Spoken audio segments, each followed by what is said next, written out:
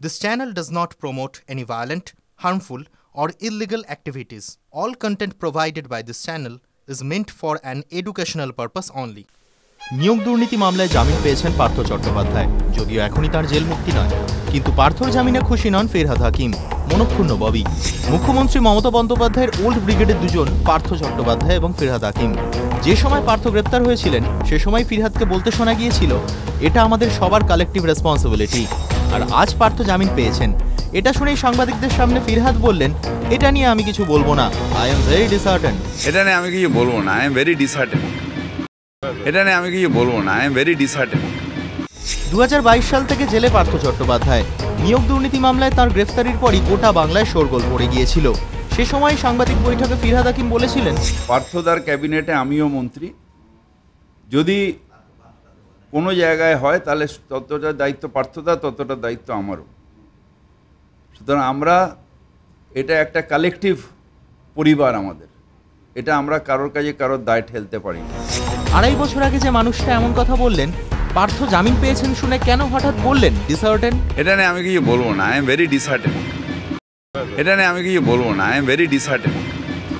রাজনৈতিক মহল মনে করছে ফিরহাদ হাকিমের বক্তব্য রাজনীতির দিক থেকে অনেকটাই তাৎপর্যপূর্ণ। ঘনিষ্ঠ মহলের খবর, পার্থর জামিনে দলের যে কিছু আর যায় আসে না তা একটা বক্তব্যে স্পষ্ট করে দিয়েছেন ফিরহাদ। কারণ পার্থ চট্টোপাধ্যায়ের ভূমিকা নিয়ে তৃণমূল কংগ্রেস একাধিক প্রশ্নের মুখে পড়েছে, নির্বাচনেও তার প্রভাব পড়েছে। অন্তত তেমনটাই ঘনিষ্ঠ মহল সূত্রের খবর, আর সেই কারণেই এই দূরত্ব। উল্লেখ্য, জামিন পেলেও এখনই জেল মুক্তি হবে না পার্থর। জেল মুক্তির পরও আর মন্ত্রী হতে পারবেন কিনা পার্থ, সেটাও লাখ টাকার প্রশ্ন।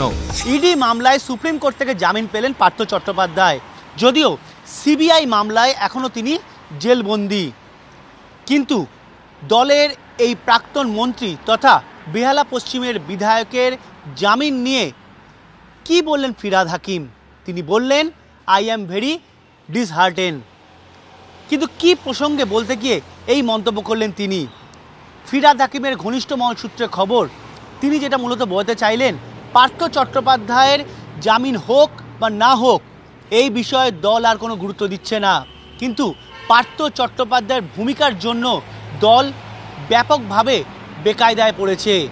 নিয়োগ দুর্নীতিতে যেভাবে কিংপিনের ভূমিকা গ্রহণ করেছে পার্থ চট্টোপাধ্যায়, তাতে দলের ভোট বাক্স যেরকম বিপাকে পড়েছে, তেমনই সাধারণ মানুষের মনেও তৃণমূল কংগ্রেস নিয়ে তিক্ততা তৈরি হয়েছে।